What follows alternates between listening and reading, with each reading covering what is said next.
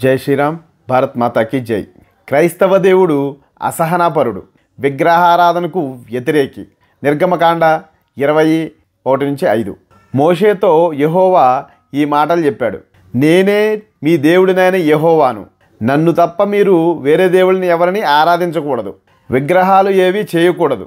ఎటువంటి విగ్రహాలను ప్రతిష్ఠించకూడదు. విగ్రహాలను సేవించకూడదు. ఎందుకంటే నేనే మీ దేవుడినైన యెహోవాను. నా ప్రజలు వేరే దేవుళ్ళని పూజించడాన్ని నేను ద్వేషిస్తాను అని చెప్పాడు.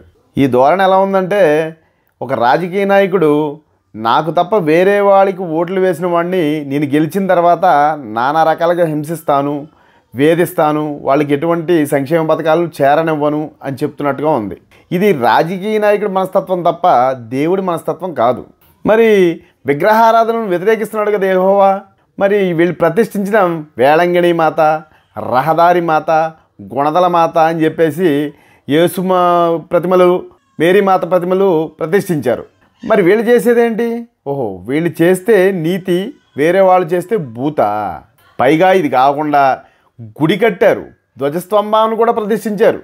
కన్ఫర్మ్ యేసు దేవుడు అన్నవాడు ఖచ్చితంగా నరకానికే పోతాడు. క్రైస్తవ దేవుడు అంటే ప్రజలకు మహాభయం. నిర్గమకాండ 20:19. ప్రజలు మోషేతో ఇలా అన్నారు, నీవు మాట్లాడాలనుకుంటే మాతో మాట్లాడు, కానీ దేవుణ్ణి మాత్రం మాతో మాట్లాడించకు, ఎందుకంటే మేము చస్తాం అని. సాధారణంగా దేవుడు దయామయుడని, కరుణామయుడని, తమ మొర ఆలకించి వాళ్ళని ఉద్ధరిస్తాడు అని ఏ మతస్థుడైనా భావిస్తాడు. ప్రజలకు దేవుళ్లకు మధ్యన ఉన్న ఈ వైముఖ్యం వల్ల క్రైస్తవ మతంలో ప్రవక్తలు క్రమంగా పెత్తనం చలాయిస్తూ దేవుడి యొక్క స్థానాన్ని ఆక్రమించుకున్నాడు. చివరికి క్రైస్తవంలో పేరుకే దేవుడు, పెత్తనం అంతా ప్రవక్తది అనే పరిస్థితి ఏర్పడింది.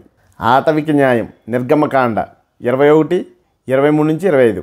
ఒకడి ప్రాణానికి బదులు ఇంకొకటి ప్రాణం, పంటికి పన్ను, కంటికి కన్ను, చెయ్యికి చెయ్యి, పాదానికి పాదం, కోతకి కోత.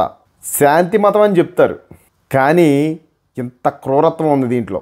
వాళ్ళు మైనారిటీలుగా ఉన్న గురించి శాంతి మతం అని చెప్తారు, అదే మెజారిటీగా ఉంటే దీనినే ఫాలో అవుతారు.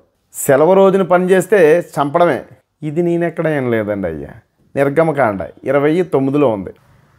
శబ్బాతును ఒక ప్రత్యేక రోజుగా ఉంచుకోవడం మర్చిపోవద్దు. వారానికి 6 రోజులు మీ పని మీరు చేసుకోవచ్చు.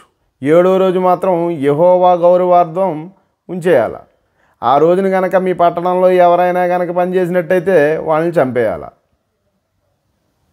శబ్బాతు రోజున మీరు నివసించే ప్రదేశాల్లో నిప్పు కూడా రాజుపెట్టకూడదు.